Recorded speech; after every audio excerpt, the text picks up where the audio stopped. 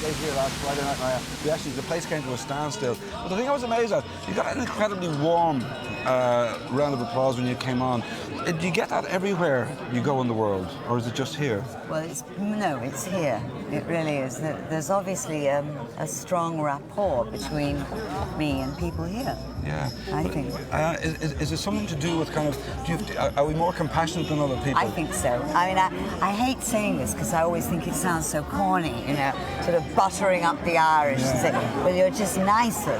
But I think there's a sense of not holding grudges and letting that stuff pass. Is it bored to have to keep going back over your life and back over your life? It's terrible because there's nothing I can do about it now. And actually, I don't even regret that much of it. I'm glad it all happened like it did because that's how I got here. Yeah, absolutely. Now, you start the tour tomorrow night. Where are you tomorrow night? Tomorrow night we're in Limerick and then Cork on Thursday night. And then you're back into Dublin. Dublin, Sunday, Monday, Tuesday. And how are the hors d'oeuvres, the nerves? They're there. The nerves are there. Yeah. Now, Giorgio, you are going on the road on these dates with Marianne. With Marianne. Giorgio and Marianne, I'm getting confused. And also some dates that she's doing in the States after this for a month. Now, is this the duty of a faithful husband? It may very well be the duty of a faithful husband. I'm a fan, you know, not a groupie, if you will, but when we met, for example, in Cambridge, Massachusetts, in the States, you know, and I was there working on a play at the American Repertory Theatre. That was just about 2 years ago, wasn't it? 2.5. Right. And was it love at first sight? Pretty much. I really liked him a lot, and I could talk to him, and I liked him. I wouldn't say it was intense romantic love. Were you scared about getting involved with somebody again on that level? Yeah, very. So was I, actually. Yeah. You were as well. Yeah. But you're such a nice guy, she couldn't resist you. Well, I don't know about that. We were very cautious. We courted a bit. It was sort of old-fashioned, you know, initially. Kind of hand-holding and walks by the river and stuff. Oh, yes. A little bit of that. Yeah. It's very beautiful. Are you a romantic at heart still? Not as bad, no. I've had to change that stuff, you know, because it was just illusions, a lot of it. I have a real tendency to fall into that thing, but it's not. I don't believe in it as much as I did at all. I think there's more to love than romantic love, you know. The difference between in love or love, for example, you know what I mean? As a writer, of course, you're getting fairly deep here, aren't you, Giorgio? Yeah, sorry. Yeah. I tried desperately I not love to be it too when heavy. Giorgio gets deep. I like it. You're working on a It novel. happens so seldomly. You're working on a novel at the moment, aren't you? I am, and I'm about to finish up. I'm trying to finish it up before the American tour dates that I go on with Marianne, get it off to my agent in New York, And what kind of writing is this? It's fiction, is it? it's fiction, you know.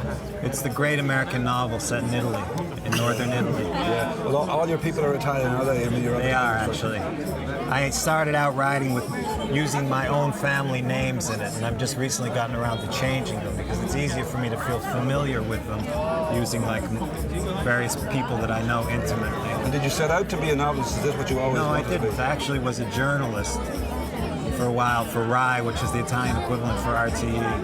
And I found that I was plagiarizing a bit, if you will, that fiction was a more natural métier for me, you know what I mean? So you were taking fact and twisting it to your own ends. He was lying. How do you kind of decide between the disciplines who gets the upper hand in the household? But we do some things naturally better than others. For example, Marianne is a great washerwoman. No, today, for example, she tie-dyed. I mean, if we had a family of hippie midgets, it would have been great because we had like all these tie-dyed sweaters. I shrunk. I washed this sweater that was lying around for ages, and I wasn't sure whether you could put it in the washing machine. And I put it in the washing machine, and it came out like this big. Sort of hit or miss kind of. I love doing the washing. I find it very I relaxing. make the fire occasionally. But now that Barry's here with us, Barry Reynolds, Marianne's guitarist. Yeah. He's turned into the fire. He's the fireman. He's stoking the fire. I see, yeah. Now, what about America? Going back, you had fabulous reviews in Toronto. Yeah. In fact, they said one of the things I pulled out of one of the posts. They said you made wine out of melancholy. Is it a very That's very nice. Is it a very thin line between wine and wine out of melancholy? Is it? I think it is, obviously. It can tip so easily into self-indulgence and self-pity and all those ghastly things. I don't know. I try to stay rather hard on myself when I'm singing. If I'm tough on myself, I won't fall into bathos. And would you be tough on her if you feel that there's a need for a Giorgio? Absolutely, yeah. I mean, that's what you're there for, like, is it? well, in a sense. I mean, she's hard enough on herself. I think maybe I try to add a little levity to the situation when it's necessary. You know? Yeah, but Giorgio has worked as a director, and so that's very helpful to get a professional perspective on how it looks and what's happening.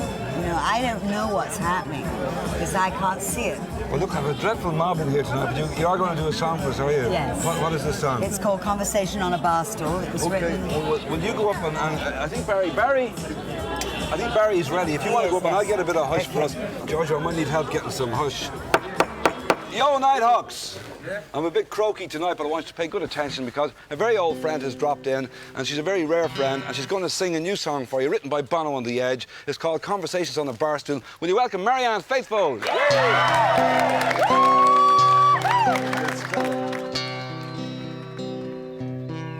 I'm tired, so tired, I can hardly stand.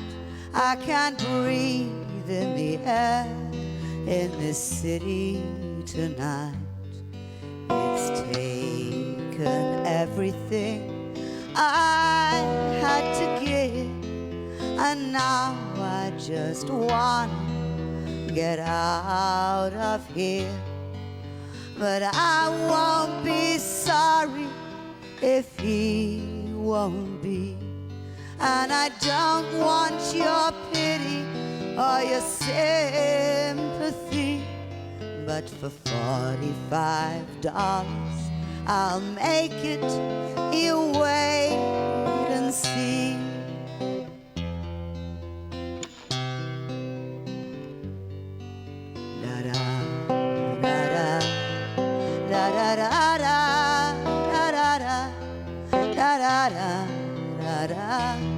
Da da da da da da da da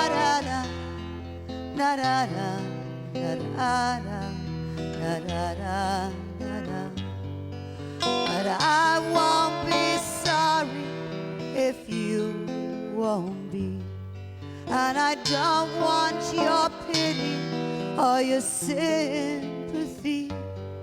But for $35, I'll make it. You wait and see.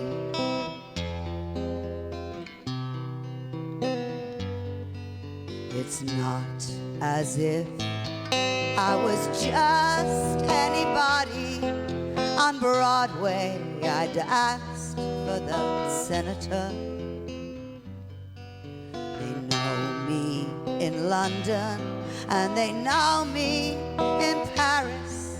I'm only talking 'cause you look like you needed a friend. And I won't be sorry if you won't be. And I don't want your pity or your sympathy. But for $25, I'm halfway to Miami.